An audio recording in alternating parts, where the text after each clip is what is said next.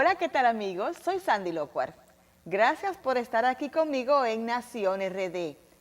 Nos complace tener su teleaudiencia a inicios de este año 2018. Me acompaña en estudio, como siempre, mi amigo y periodista Israel Figueroa. Feliz año para ti también. Saludos, feliz año también a toda nuestra teleaudiencia. Muchas bendiciones y mucha salud en este 2018 que no comienza de cero, comienza realmente con algunas tareas pendientes del año 2017 que como país y como persona tenemos nosotros entonces que enfrentar. Bueno, tareas pendientes diría yo que es poco. Yo creo que lo que a todo el mundo sorprende en este 2018 es la vorágine de incertidumbre que el mundo vive. Sí. Con tantos paradigmas que van cambiando y que usted se para en el medio y dice, bueno, ¿y para dónde es? Yo le tengo pena a usted, Israel. Sí, es que sí, porque ejerciendo el periodismo activo en La Fuente, en los medios, no ya como opinión que hace uno que viene quizás una vez a la semana y se puede poner a distancia, pero el que está metido en las noticias como usted, que tiene, es como un choque tras un choque, tras un choque, tras un choque, una declaración, un hecho escandaloso tras otro hecho escandaloso y una cantidad de barreras que se pierden y que no es culpa de nadie ni de políticos, es que la sociedad está... La sociedad se ha ido deteriorando, los valores se han ido desmoronando, lamentablemente. Como hay gente que se ofende, y como Israel y yo somos cristianos, ¿verdad? Pero vamos a decir en el término de los que no son cristianos, no vamos a decir valores, sino referentes, ¿verdad? Sí. Comenzando porque ya la gente no sabe realmente quién es. Y el que se levanta con un sexo, mañana se siente que quiere ser otro y pasado mañana nadie se sabe si va a querer ser otro. No, y lo más curioso de todo es la intolerancia de los predicadores de la tolerancia.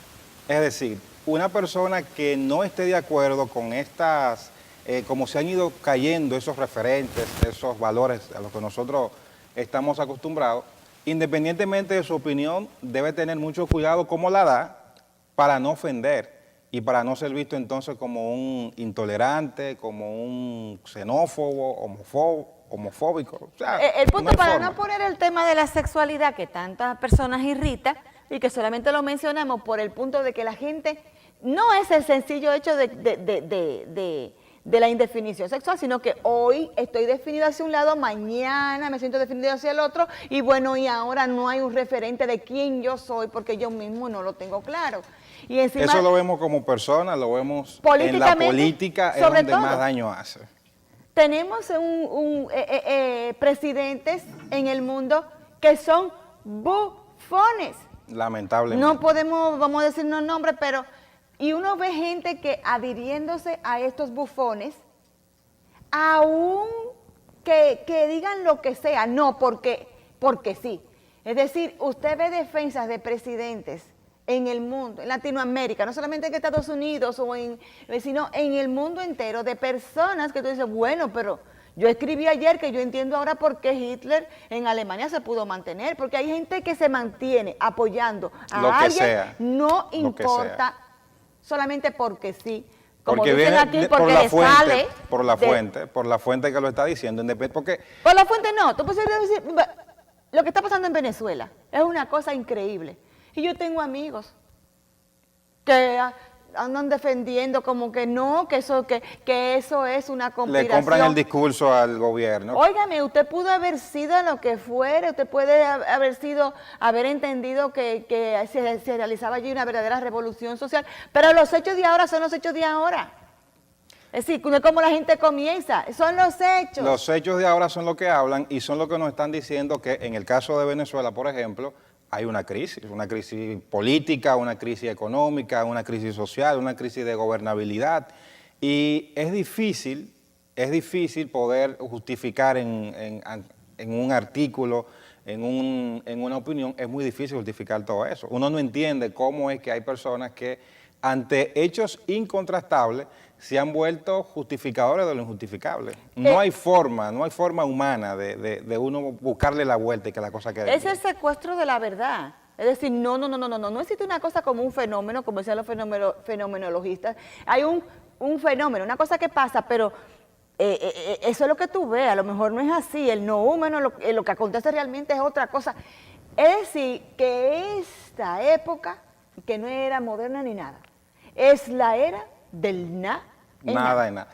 Pero lo más curioso de todo es que es una época en que se supone que la humanidad está mejor informada, o mejor dicho, tiene más acceso a la información. No, señor, mejor desinformada será. Porque se supone, por ejemplo, Hay más las vehículos vías, de información con Pero contenido desinformativo. pero la información está prácticamente secuestrada por a quien le da la gana. Pero de Israel, no a quien le da la gana. Es que han puesto inclusive en esta semana que concluye una noticia diciendo de una fábrica de agua que se estaba... ¿Qué era aquí? Una cosa que nada más con usted buscar en un buscador en Google de imágenes, con usted buscar se da cuenta ve el de esas origen. fotos que le mandaron por... Señores, naena, una pausa, retornamos en breve.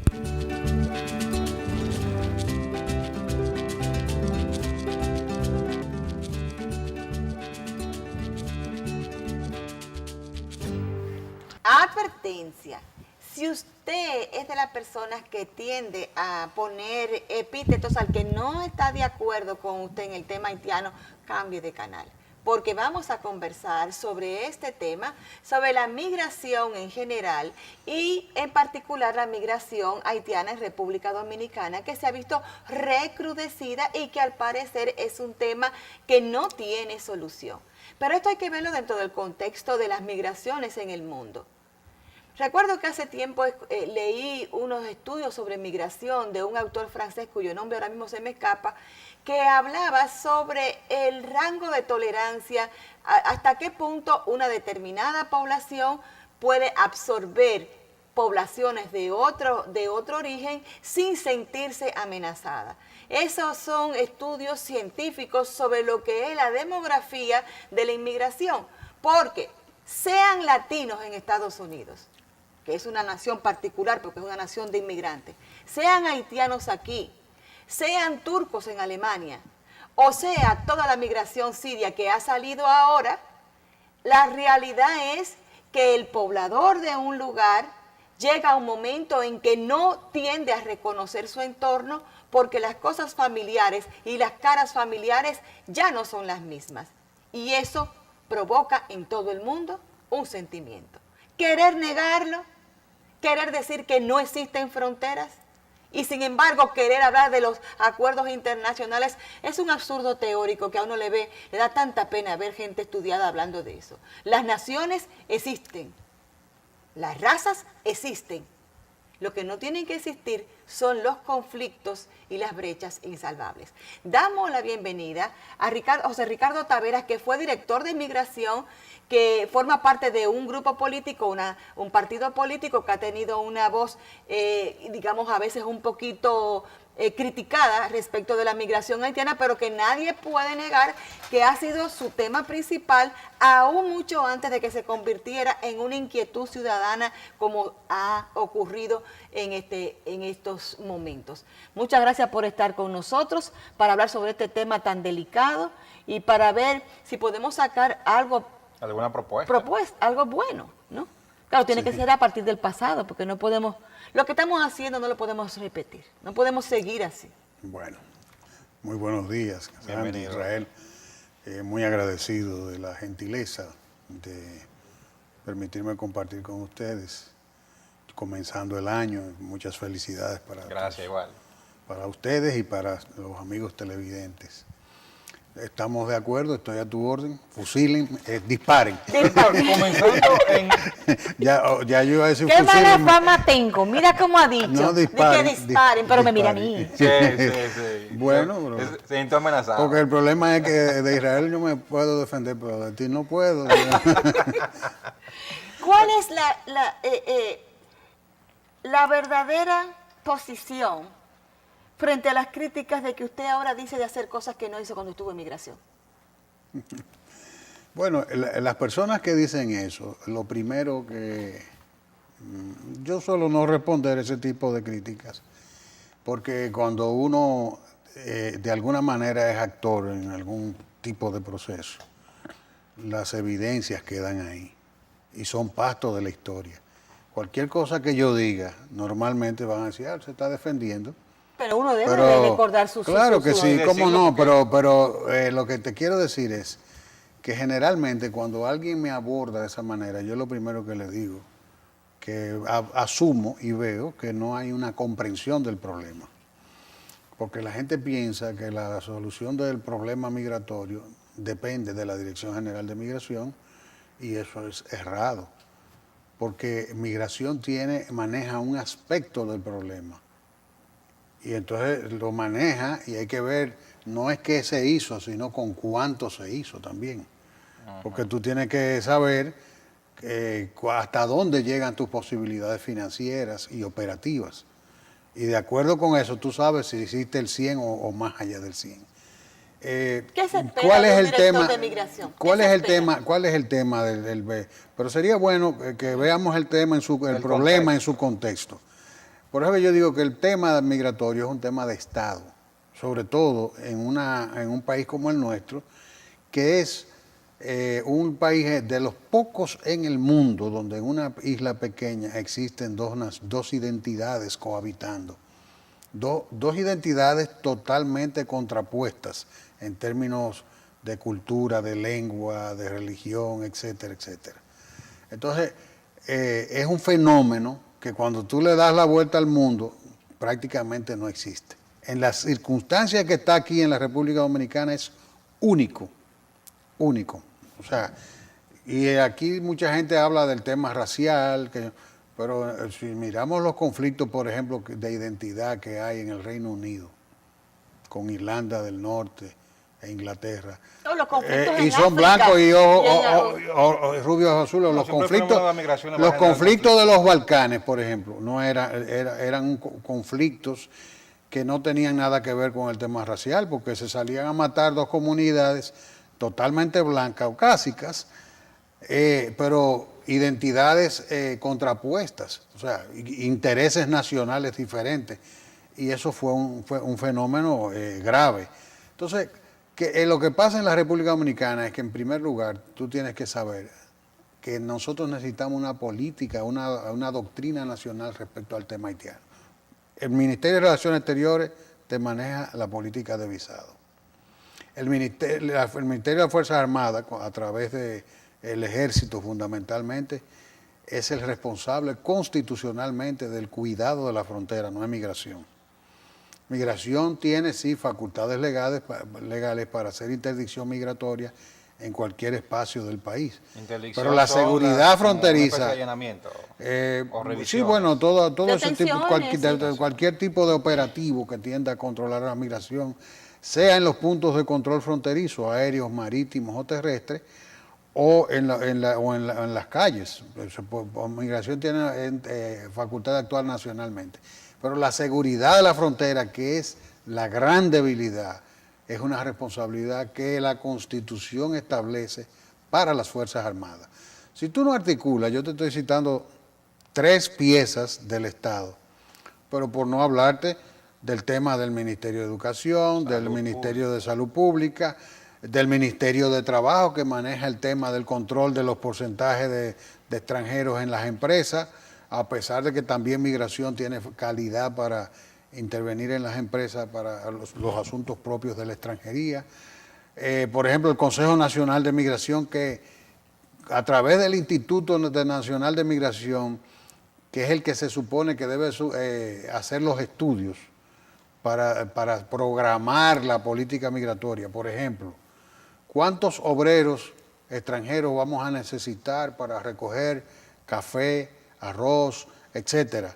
Producir las cosas, los insumos en que generalmente interviene mano de obra extranjera. Se supone que el instituto está para eso, para producir estudios, suministrarlos al Consejo Nacional de Migración, que va a decir al Ministerio de Relaciones Exteriores, para el año que viene, emita 50.000 visas de trabajo. Y entonces el Estado organizarse, se supone que debe reunirse 2 veces al mes, al año, para tomar esas decisiones. Pero resulta que aquí, como todo anda manga por hombro, el instituto lo que anda es interviniendo en actividades que son de la competencia de la Dirección General de Migración. En vez de producir, porque eso es un laboratorio que está supuesto a ser la inteligencia de la política migratoria, pero aquí no. Aquí la directora del instituto lo que anda es metiéndose en lo que no le importa. Por ejemplo. Entonces, bueno, dando opiniones sobre el tema e interfiriendo en la forma en que se van a regularizar la gente del plan de regularización. Ese no es su problema, ni es su competencia.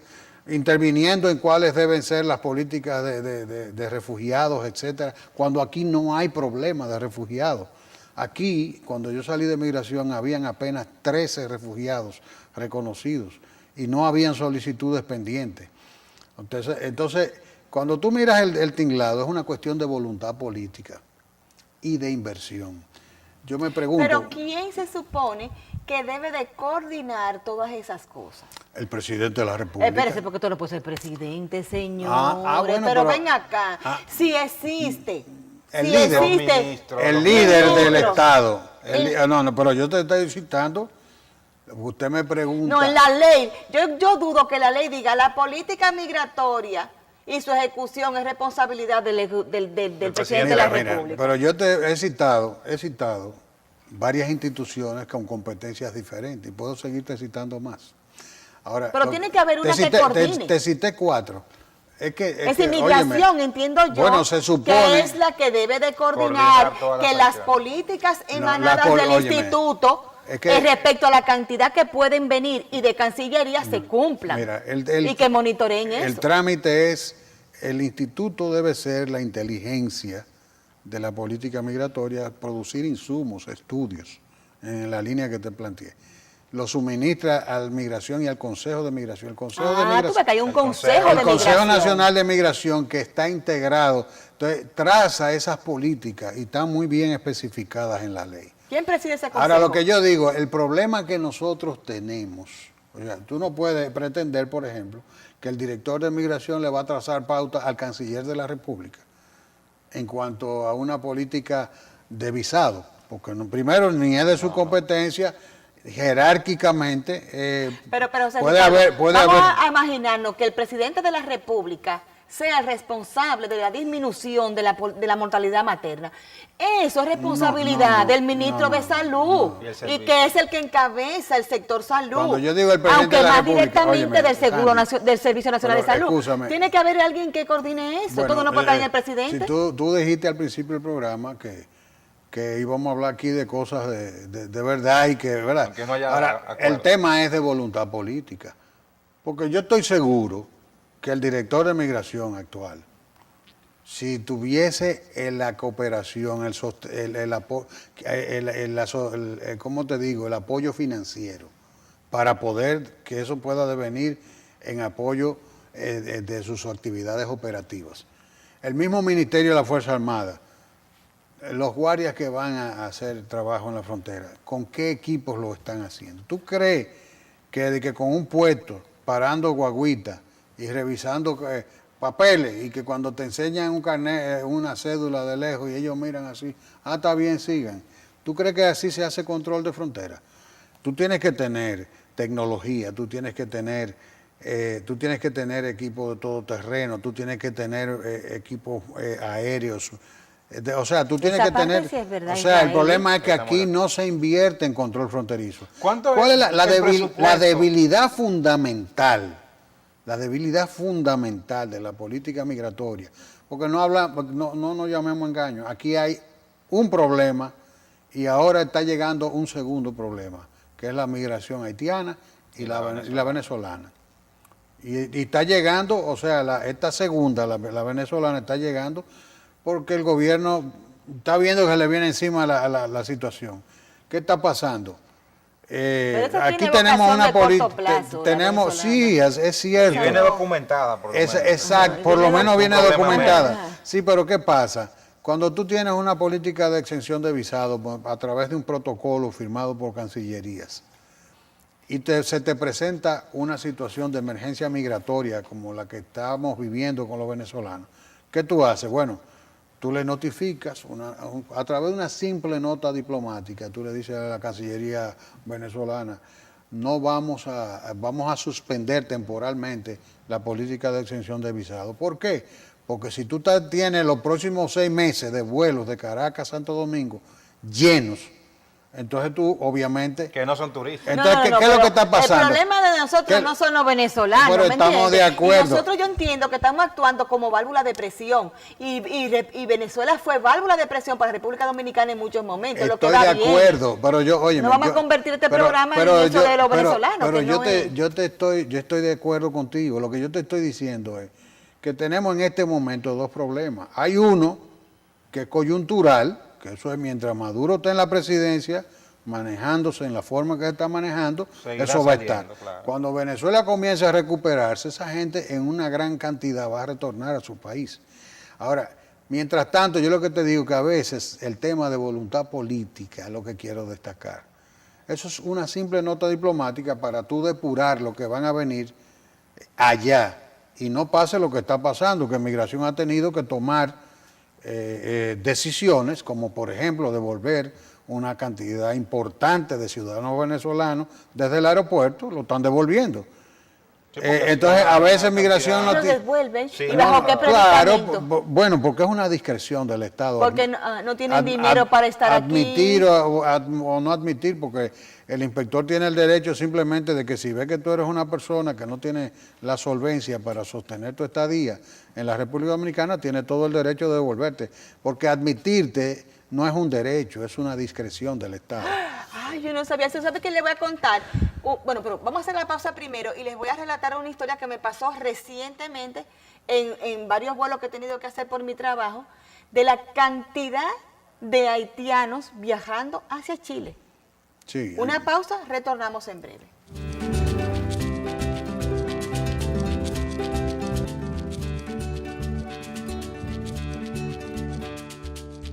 Estamos conversando con José Ricardo Taveras, quien fuera director de Migración y que nos explica más o menos los procedimientos para coordinar una efectiva política migratoria. Ya sí nos pusimos de acuerdo con que hay un consejo de migración y que está integrado por varios elementos, incluyendo la Dirección de Migración, el Instituto de Migración, que debe dar los insumos de análisis, de estudio para decir cuántos migrantes se necesitan según la demanda laboral, también la Cancillería, que es la que sí puede dar las visas pertinentes, y las Fuerzas Armadas, que son las verdaderas responsables de la custodia de la frontera. Eso es bueno resaltarlo porque siempre pensamos que migración es la que tiene que controlar la inmigración ilegal, sin embargo, eso no se logra si no se controla la frontera. Antes de la pausa, yo le comentaba a José Ricardo y a Israel de un evento que me ha pasado. Por mi trabajo tengo que viajar mucho a Panamá, 3 o 4 veces al año. Y yo veía que en todos los vuelos que yo iban 10, 14 haitianos. Digo yo, pero no será que me acechan que yo me monte para montarse conmigo, porque este vuelo es diario. Quiere decir que todos los días se van 10 y 14. Me quedaba esa inquietud y en un reciente viaje a Chile, es que descubro que van hacia Chile, porque ellos no requieren visa en Chile. De Panamá a Óyeme, hay una Chile. comunidad grandísima en Chile. Y sucede lo que decía José Ricardo, de que ya ellos no requieren visa. Recuerde que Chile fue la que encabezó la misión de estabilización en Haití, y se dio eso como que no requiriesen visa, y entonces muchísimos hay, pero por grupo. En cantidad. Hay algún cónsul dando eso porque antes no pasaba, y Chile tiene esa condición de no pedir visa para los haitianos, misma que tenía para los dominicanos, y que se revocó por la frecuente, como decía él. La cantidad. Y ahora están en el Congreso diciendo, bueno, ya hay que hacerle lo mismo a los haitianos que se le hizo a los dominicanos. Yo creo que el decir que no, como comentaba José Ricardo, que no hay una decisión política, en el caso, por ejemplo, de los venezolanos, sí la hay. La decisión es quitar presión, dejar que vengan. Pero En no el es... caso de los haitianos, entonces que... Pero Sí, también pero- lo que él pero- dice es, no es óbice, que se le diga así, se le dé visa fácil, pero que se depure. Que se diga cuánto se necesita, Claro, porque no, hay no, que No, coordinar. no, que se depure. Déjame explicarte algo, mira. Es que también el Estado dominicano, el gobierno dominicano, está para beneficio de los dominicanos. Y yo soy el primero que he defendido que asumamos una cuota, porque nosotros le debemos a Venezuela mucho más que eso. Yo no estoy cuestionando que cuando uno de nuestros vecinos y países de la región tiene problemas, que nosotros cooperemos recibiendo gente de ellos, porque a nosotros en su momento nos han recibido. Y hay un tema de reciprocidad histórica. Ahora, lo que yo no estoy de acuerdo es que cuando ya el tema está alarmando, porque aquí hay una presencia importantísima y un desplazamiento importante de dominicanos en trabajos de calificación de parte de venezolanos. Entonces, La televisión. La televisión a está- toda la pobre dominicana. Presentadora, ya no hay presentadora. no, pero óyeme, pero te estoy Y diciendo. hasta porque- hubo una protesta de la diputada que representa a las mujeres de trabajo sexual que dijo que las estaban desplazando. En el trabajo sexual. Entonces lo que yo te quiero decir es, la migración es un tema de ordenamiento. Y yo insisto, aunque tú no compartas mi criterio, que es un tema de que voluntad política. Porque la voluntad política es la que mueve la asignación de recursos, que es un problema. Porque ni el Ministerio de la Fuerza Armada ni la Dirección de Migración, que son instituciones claves en el tema de seguridad fronteriza, tienen presupuestos adecuados para manejar un problema de la magnitud que están manejando. Sin ¿Cuánto embargo, se el dinero sí necesitaría? apareció para el plan de regularización. Doctor, ¿cuánto se necesitaría para eso? ¿Y de Mira, cuánto para se hacer dispone? una migración como Dios manda, yo estimo que aquí deben invertirse en migración por lo menos algunos 2.500 millones de pesos a 3.000 millones a cada año, en lo que esto se estabiliza. ¿Y cuánto se invierte ahora? El presupuesto debe andar a 500 a 600 millones. De migración, De pero no de la migración. Fuerza Armada. No, la Fuerza Armada no, pero donde no te hablo de mi experiencia de migración, habría que ver qué dicen los militares. ¿Por qué pasa? Yo insisto que en el tema de la voluntad política, porque la voluntad política es la que maneja el presupuesto. Y en definitiva, la voluntad política es la que también ha detenido la posibilidad de que las instituciones jueguen sus roles en la forma, porque hay una política de flexibilización con la presencia haitiana en la República Dominicana que nadie puede negar. Pero esa flexibilización... Óyeme, cuando tú haces el único plan de regularización gratuito del mundo, que yo tenga conocimiento, y mira que yo estuve bien integrado a la comisión de juristas que trabajó el primer borrador del plan de regularización, y nosotros estudiamos los planes de regularización más importantes del mundo, en Europa, en Estados Unidos, aquí, en América, en Panamá estaba haciendo uno en esos días. O sea, para tú regularizarte en Panamá tenías que pagar $1.000. No, Panamá está súper estricto. Entonces, pero migración ahí, entonces, ¿sabes? ¿qué pasa? Nosotros no podemos seguir aguantando, porque por ejemplo, cuando los hospitales siguen recibiendo personas, a mí me querían comer porque yo dije, hay que sacarle documentos a los niños que están yendo a la escuela, porque tú no puedes tener un niño sin identidad. Cuando te llega al nivel medio, sin un papelito, entonces resulta que tú tienes un estudiante que va a pasar al bachillerato, que tiene que hacer pruebas nacionales y tú no sabes a quién está examinando. Sin embargo, conozco, antes de ayer estaba yo limpiando los zapatos con un niño dominicano que me dijo, yo perdí un año porque mi papá y mi mamá se descuidaron en sacarme el acta de nacimiento. Entonces, pero al extranjero lo reciben. Sí lo reciben. Entonces tú ves un oficio del ministro de Educación indicándole a los directores de escuela que tienen que recibir los niños sin acta de nacimiento. Entonces, tú no puedes, después Pero que... eso se va a aplicar para niños haitianos y dominicanos, Bueno, no solamente para los haitianos. Bueno, pero el problema es que no debe aplicarse para ninguno. Porque si tú vienes haciendo un esfuerzo desde la década de los 90 para rescatar el registro civil, para que aquí nadie le falte un acta de nacimiento, entonces tú no puedes contaminar esa política y ese esfuerzo del contribuyente dominicano con una política asumiendo los niños extranjeros. A mí eso es lo que me preocupa. Lo que me preocupa es a instancias de quién tiran esta normativa, porque no es algo que se ha pedido públicamente. Bueno, es como que de momento salen, repente, mira las sí. cosas que salen, de momento, que sale lo de la Junta Central Electoral, que le va a dar los apellidos, ¿no? Y, sí. y después, La asignación aleatoria. y tú dices, pero ven acá, y esto responde, ¿quién es que se está moviendo por esto? Entonces uno siente que las autoridades nacionales responden a una conversación secreta que el público no conoce. Pero claro, porque el problema es que hay una presión de los organismos internacionales, porque Haití es una realidad penosa. Probablemente, si no el primero, uno de los primeros estudios que produjo las Naciones Unidas fue sobre Haití en 1948. Desde ese entonces, la conclusión a que llegó Naciones Unidas, 1948, subrayo, es que sencillamente Haití era una nación inviable. Y que Yo había, no creo eso, ¿usted cree eso? bueno, eso está escrito. Sí, pero es eso fue un libro estudio. de... Sí, pero la práctica óyeme, ha demostrado que no es real, porque ahí está Haití. ¿Y de qué manera? Pero está Haití ahí. Bueno, él está ahí, pero... Pese a todo. pero- Está ahí. Bueno, pero te voy a decir, ahí hay Y un... del 48 para acá, ¿cuánto hay? El problema, 60. cuando digo que es inviable, obviamente no estamos hablando que los haitianos se van a desaparecer.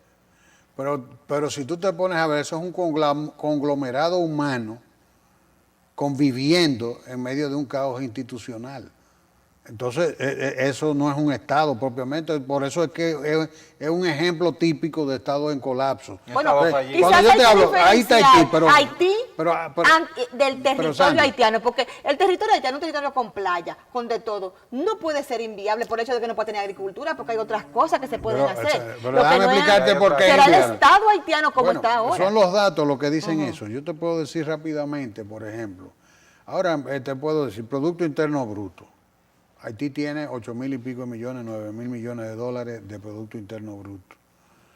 La República Dominicana ya tiene 71.000 millones de dólares de Producto Interno Bruto. Oye, la diferencia.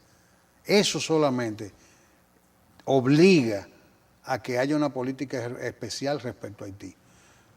Pero las perspectivas de crecimiento de la economía dominicana para la década del 30, para el año 2030, son de que posiblemente la economía dominicana pueda crecer de 150 millones, 50.000 a 200.000 millones de dólares. Pero la economía haitiana probablemente haya crecido para entonces 10 o 11.000 millones de dólares. Pero cuando tú haces la ecuación de población y Producto Interno Bruto, ¿qué es lo que está ocurriendo? Que es un crecimiento negativo. Son 10 y Pero 10 de cada lado. así como los economistas han hecho esa proyección de cara al año 2030, así ha venido aconteciendo que la economía haitiana ha ido creciendo negativamente. Porque cuando nosotros hay otro elemento a considerar, por ejemplo. En el término, para que nos entiendan ustedes, crecer negativamente no es que no ha crecido, sino que el per cápita por persona, con el número de personas y todo eso, no se correlaciona con el crecimiento de una manera positiva. Exactamente. Bueno, porque tú ves el crecimiento de la población y el crecimiento de la economía, pues entonces el per cápita, pues va, lo que en vez de crecer, en términos demográficos, se estima que en la década del 30 al 40, en la Hispaniola, la población va a crecer entre 30 a 40 millones de habitantes. Por la forma en que nos reproducimos, tú puedes asegurar que las 2/3 partes de esa población va a ser haitiana. Haitiana, claro. Entonces, ya primero te menciono el dato de la economía. Ahora, Ay, Dios, pero ¿de dónde es ese estudio? Porque eso se me ha preocupado. No, pero a la mí. demografía, ahora mismo, nosotros somos... ¿cuál es el país más poblado del mundo? Les pregunto yo. China. China. Bueno, pues nosotros somos... Por densidad. Nosotros por densidad poblacional somos mucho más poblados. China tiene 140 habitantes por kilómetros cuadrados. 140. La República Dominicana tiene 203. Haití tiene 395 por habitante por kilómetro Ay, cuadrado. rayos. Entonces, cuando tú ves esos datos, 395. sí, entonces cuando tú ves esos datos, y creciendo. Por eso es que yo, una pregunta, pare ahí, porque esto está muy interesante. Yo nunca he entendido, y vaya mi respeto para Magali Carán y Profamilia, que en la época de los 70, con esos programas de planificación, lograron reducir la tasa de natalidad en República Dominicana de 4 y pico a 2, que es la actual. Pero ¿por qué en Haití nunca se han hecho esos programas de planificación? Usted que está en eso, estudiando cercanamente Bueno, ese pueblo. porque el tema haitiano es que, fíjate, hay ese Producto Interno Bruto de que hablamos en Haití, según otros estudios internacionales que están ahí, se estima que alrededor del 75% del Producto Interno Bruto haitiano es de contribuciones y de donaciones internacionales, etcétera. O sea, ni siquiera producida con su propia... Entonces es una economía que por sus propios, que su propia energía no es la que está generando ese crecimiento económico. Pero ¿por qué no hay planificación familiar allí? Bueno, porque hay un Estado desarticulado. Pero los tantos Ay, organismos internacionales que se meten aquí para pero Sandy, yo te voy a poner aquí un con la ejemplo. planificación. Te voy a poner un ejemplo sencillo, porque el tema a mí me preocupa mucho y me preocupa mucho por los haitianos, para que sepa. Porque la gente piensa que uno es anti-haitiano y que un come haitiano. Me encantó la forma que introduciste el programa, porque eso es xenófobo, racista, odio, qué sé yo cuánto. La gente que habla de esto, ignorando cuál es la realidad. Ojalá el pueblo haitiano, nosotros los de la Fuerza Nacional Progresista lleguemos al gobierno, porque nosotros sí estamos claros. Pero está un poco lejos. Pero espérate. ¿Qué pasa? Pero yo no estoy diciendo que esté lejos cerca, yo estoy diciendo que ojalá.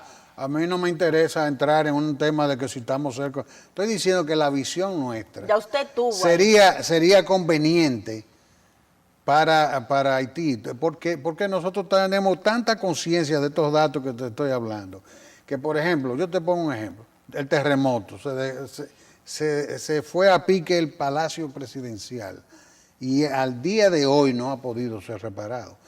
El conglomerado de personas que están ahí en espera de una solidaridad en Campos de Marzo frente al Palacio destruido de Haití todavía sigue ahí.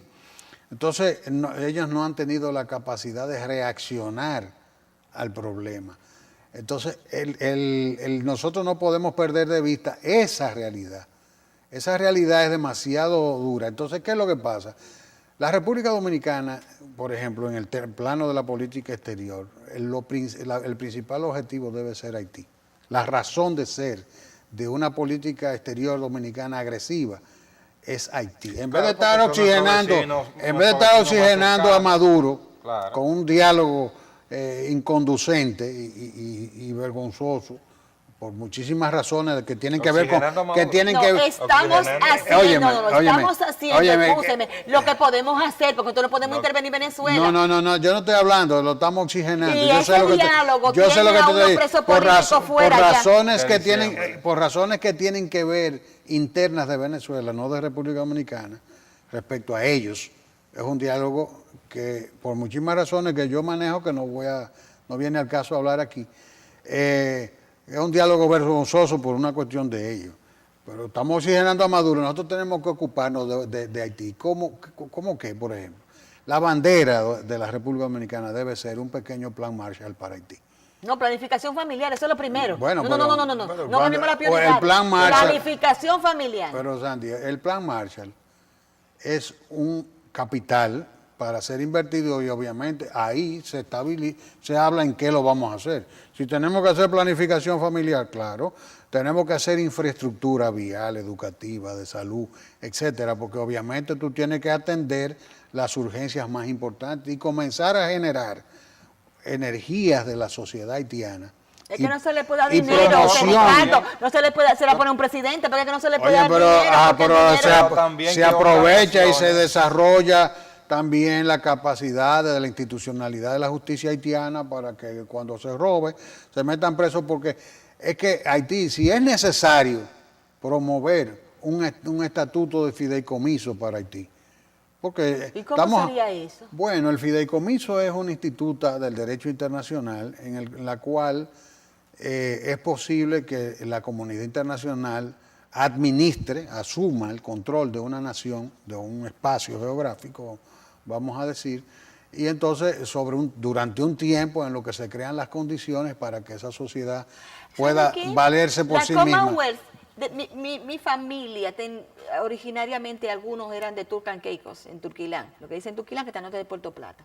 Turks and Caicos, que era parte de todas esas islas británicas de la Commonwealth, ya se fueron toditas, Jamaica y todo, se fueron todo el mundo independizando. Turks and Caicos fue de lo último, fue como ahora, como hace como 2 décadas. Y ahora el Reino Unido va a tener que tutelarlos nueva vez administrativamente por el desorden que hay. Entonces va a haber una tutela como eso que usted dice. Sí, para bueno. ponerlos en los carriles de nuevo. Para Sí, ayudar. exacto. nuevamente. Entonces, Pero recordemos, doctor, hay ese- casi nos vamos a una pausa, pero recordemos que hubo una ocasión donde un grupo de naciones hicieron un compromiso, me parece que fue aquí, a raíz del terremoto, para ayudar a Haití. En esa ocasión, Y ahí mismo se quedó. el único país que cumplió fue República Sí, Dominicana. pero que también construyó Israel, la gente no se motiva en dar dinero para que se dilapide. Por eso la idea del fideicomiso es mucho mejor. Sí, Vamos a ahora, una pausa, el tema vamos del a una fideicomiso, pausa, doctor. brevemente, es que tiene un impedimento legal porque Haití es un Estado miembro y el Estatuto Internacional lo prohíbe. Ahora, la comunidad internacional tiene, para no volver con este tema ya, sino abordar otro, tiene que definitivamente llegar a la conclusión. Realmente Haití es un Estado, para saber si se puede abordar. Es un tema de juntar dos juristas y resolver algo. Que si no se pero que qué si no se sacrilegio. llama, si no se Pero llama, qué sacrilegio tan pero grande. si no se llama fideicomiso, debe ser parecido. Mire, Pero ellos- sacar a Haití mire, es un reto mire, de la humanidad. Yo creo que eso es casi hasta un sacrilegio. Que la primera república de América, solamente porque no se ha podido desempeñar bien, se esté preguntando hoy uno si es un Estado. Haití es un Estado, es por lo menos mi posición. Continuamos sobre ese punto luego de la pausa.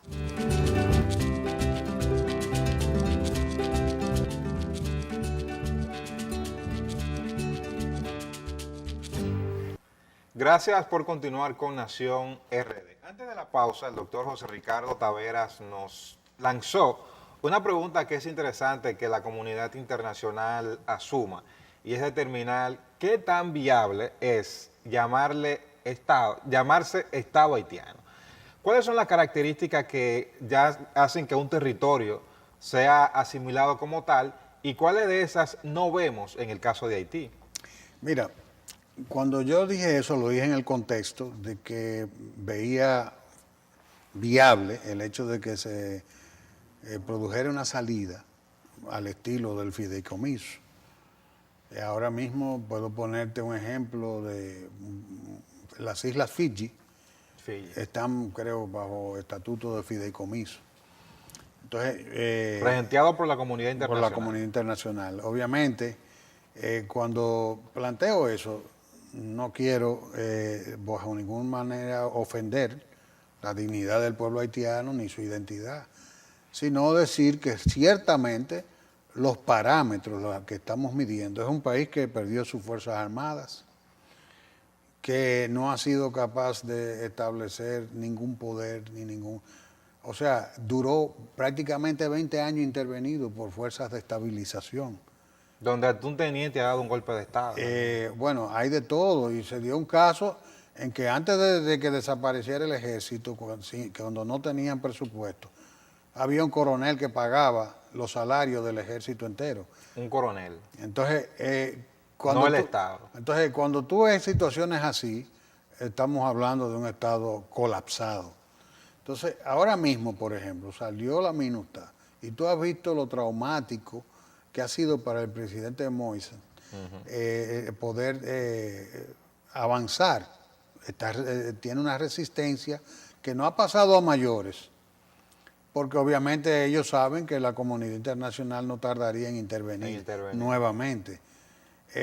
Pero definitivamente estamos hablando de una situación y los parámetros que hemos estado hablando y las proyecciones de esa economía. Cuando tú ves que, por ejemplo, hay comunidades como esta que está pues, colinda con Pedernales, creo que es Belader, me parece que es. Por ahí, por ejemplo, el que vive en Belader, para poder ir a Puerto Príncipe, tiene que entrar a territorio dominicano e irse por Jimaní a Puerto Príncipe. Que llega más rápido. Porque que no tienen caminos. No tienen caminos. Infraestructura. No tienen caminos. Están aislados. Entonces, cuando tú ves cosas de ese tipo, más que la República Dominicana es el paritorio de la nación haitiana, que no han sido capaces de tener políticas sostenidas en términos sanitarios. Aquí hay enfermedades que nosotros habíamos erradicado desde los tiempos de Trujillo que están volviendo con la migración masiva. Pero todo eso lo que te indica es que ahí no hay ni una élite que esté dirigiendo esa nación hacia un lugar. Ni una clase Entonces, política responsable los haitianos no pueden ser abandonados a su suerte. Por eso yo decía que si no es un fideicomiso, tiene que ser algo que se le parezca. Que sin necesidad, porque yo reconozco que el Estatuto de Naciones Unidas no permite que un Estado miembro, como el caso de Haití, pues pueda ser intervenido mediante este tipo de estatuto. Pero tiene que intervenir algo así como una administración que acompañe al Estado haitiano, sin desaparecerlo, sin ignorarlo, todo lo contrario, con la intención de ayudarlo a fortalecerlo. que salga hacia adelante. Pero sí que los fondos que se lleguen sea una gestión de administración que aunque tenga un nivel de coordinación, tenga cierta autonomía para el desarrollo de infraestructura, políticas de salud, medio ambiente, etcétera. Porque para comenzar, en términos de cobertura boscosa, por ejemplo, Haití solamente tiene una cobertura de un 2% de su territorio. Al día de hoy estamos hablando de una población que tiene una matriz energética de leña y carbón. Y ya no tiene, entonces ese 2% que le queda, lo están agrediendo anualmente en un nivel de un 4%. O sea, más el desmonte que se está haciendo de este lado para poder sostener eso. Para allá. Entonces, hay que hacer algo. Entonces, Haití no puede ser abandonado a su suerte, el haitiano. Entonces, ¿qué es lo que quieren? Por ejemplo, cuando aquí se permite una política que se maneja en medio del caos, entonces lo que estamos auspiciando que se produzca un nuevo tipo de esclavitud. Por eso es que aquí hay un 54% de informalidad en el empleo, que es el que permite que los salarios de la República Dominicana tengan niveles de los años 1990. No, y que el emprendimiento se vea prácticamente frenado, porque las actividades informales que se hacían regularmente, que hacía el dominicano desempleado de hace 20 y 25 años, ahora le están ocupando a los haitianos. Sí. Antes quienes nos limpiaban los zapatos, quienes nos vendían la fruta, eran hermanos dominicanos. Lamentablemente ya no es así. Eso, doctor, nosotros tenemos que de alguna manera cooperar con Haití. Pero obviamente en medio del desorden nadie ayuda a nadie. Así es, doctor. Muchísimas gracias por su comparecencia a la entrega de hoy de Nación RD. Definitivamente que este es un tema país.